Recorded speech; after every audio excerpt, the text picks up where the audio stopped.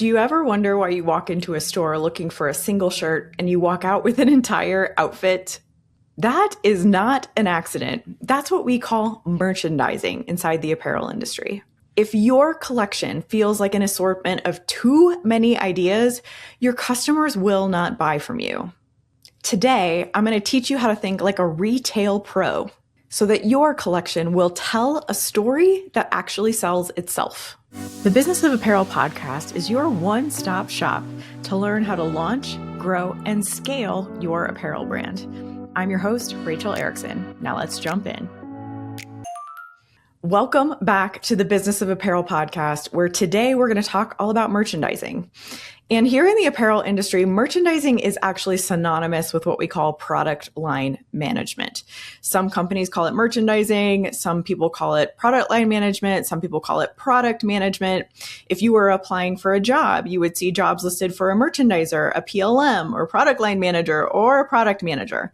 All of it's kind of synonymous with each other, because this person is responsible for making sure that the numbers behind what we design and develop inside our brand make sense. They're kind of the leader out there, also working with the design team to say, what do we need next in our line? Our design team might be responsible for how it's going to look, but our product manager or our merchandiser is in charge of what it is. Now, how do you do that? So as an apparel brand owner, as a clothing brand owner, you're wearing a lot of hats, right? You might not have a product line manager or a merchandiser inside your company yet. So if you're wearing that hat for your brand, you're having the vision of what comes next. You are trying to research what your collection looks like. You're trying to figure out next season's product line.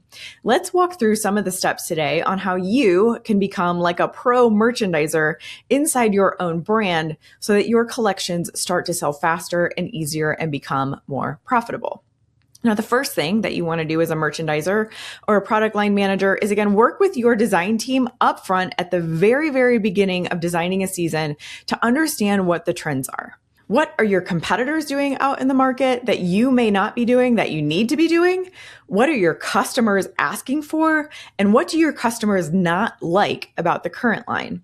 Now, this kind of goes hand in hand with doing a SKU rationalization process at your company. And we've talked about SKU rationalization a ton in the past here at the Business of Apparel. I'm not going to harp on it today. There are some episodes you can go listen to. We can always talk about it again in the future. But essentially, we're looking at the numbers of what we're missing or what isn't working for us anymore, right? We're trying to start looking for the duds in our line so that we can either replace them with something better, or we can fill the gaps of stuff that we don't have yet. And so this becomes a research phase. As the merchandiser at your brand, you want to start shopping your competitors, going to see what's on their websites, what are their best sellers, what are people talking about a ton at their brands. Is there anything in their line that you have not created yet for yours that would allow you to fill a gap in your own offering? So let's say, for example, I'm going to tell you about my client, Valerie. So Valerie came to me recently and we were talking a little bit. We were going through a SKU rationalization process for her. She had sent me all of her spreadsheets. I was kind of sending some videos back, giving her some advice. And she had said to me, my customer is really, really asking me for a legging, but I don't understand why I would ever create a legging. She said to me, Vuori, Lululemon, Athleta, they all have amazing leggings. I can't possibly make a better legging. Why would I make one for my brand? And the interesting thing, especially about her customers asking her for this, is that it means that they want to buy a legging from Valerie. They don't want to buy Athleta's legging. They don't want to buy Lululemon's legging. They don't want to buy Vuori's legging. They want to buy from Valerie. They have brand loyalty. They love her brand. They love her prints. They love the quirky way that she does certain things with her clothes. And so they want to buy it from her. And I told her right then and there, I was like, that is gold for your brand. Because number one, it's going to be a fairly easy product to make. These days, you can pull any legging and so many of them are almost identical to each other. I totally get what she was saying, right? It might not logically make a ton of sense to put yet another legging out into the world because they are all very, very similar. But that makes it something that factories really know how to do well, especially if you can find one that specializes in knit leggings or yoga wear. And it also makes it really easy to go shop and see what your competitors are doing in the way of leggings. Do they have pockets in certain places? How long are the leggings? What do the waistbands look like? What are some good ideas that you could get by looking at all the different options out there? So this becomes a really easy product to make, number one. Number two, your customers are asking for it.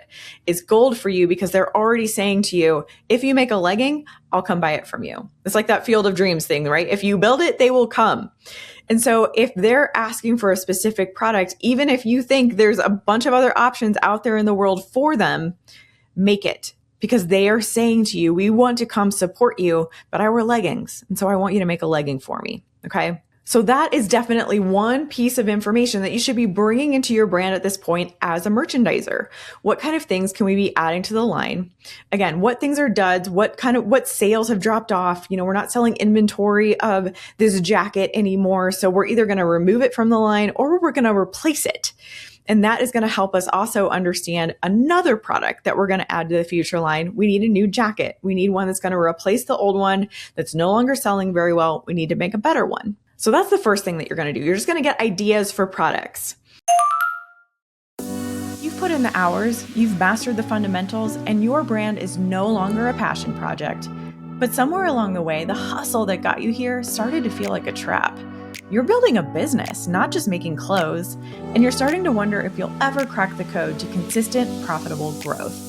What if I told you that industry's top brands aren't just working harder, they're working smarter, with a clear blueprint for everything from line planning to streamlining their supply chain? This is the insider knowledge that's typically kept behind closed doors, but now it's accessible to you. Introducing The Board, an annual membership designed to give you that strategic advantage. Led by a team with over 70 years of combined experience, we provide the honest, real talk mentorship you need to move from busy to truly successful.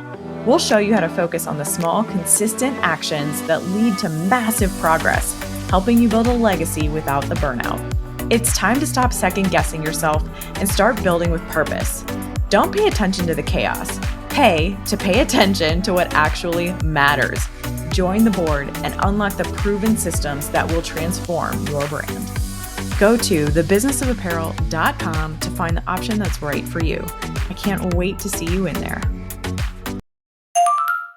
And then you are really, really going to dig into the pricing of those products. And we're going to look at the retail pricing of those products. So what can I sell it to the customer for? That is the first step. So there are a couple different things that you need to do here. Number one, again, we're looking at our competitors. What are our competitors selling their legging and their new jackets for? Are they in the $200 range? Are they in the $500 range? Are our direct competitors selling jackets for $1,000? How can we compare and how do we compete? Now, when we look at our competitors, we need to know whether those competitors are more high-priced or more low-priced than we like to be. Are we a higher quality brand? So we like to speak to the high quality of our garments, which means that we price our items more than competitor X that I'm looking at today. Or is it the opposite?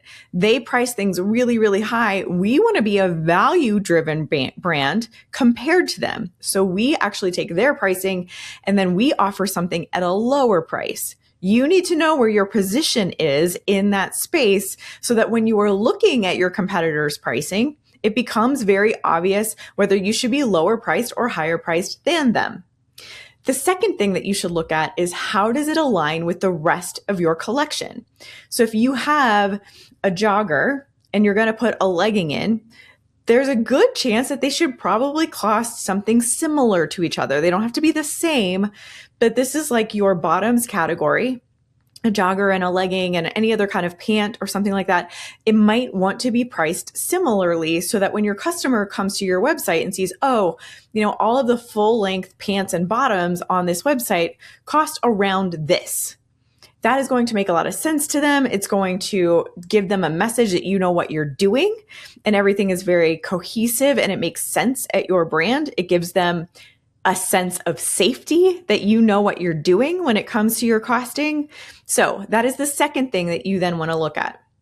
So as the merchandiser now, you know what kind of products you want to be adding to the line next.